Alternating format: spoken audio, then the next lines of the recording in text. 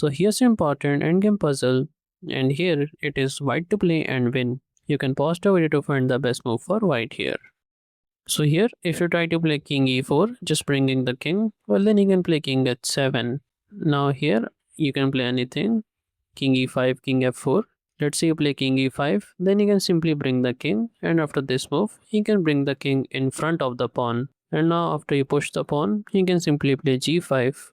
Now you gotta stop it, because if you try to play something like this, then he wins here. Instead, you play king f5, and then it's a draw. So what if here you played king f4? Well then you can simply play king g8, and again after this move, you can bring the king here, and it's going to be a draw because the king and pawn are side by side and your king is in front of the pawn. How about pushing the pawn? Well, he can simply stop it, it doesn't matter. So here the winning move is king f4. But what's the idea? Well, if he plays king h7, then you can simply bring the king. And now this doesn't work because he's in Zook zone. He got to move away from the pawn as the square is covered.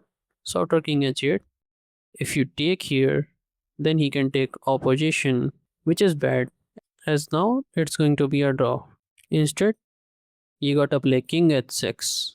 Now after he moves, you take opposition, and now if he goes here, you can push like this, and he gotta go here, and you're winning.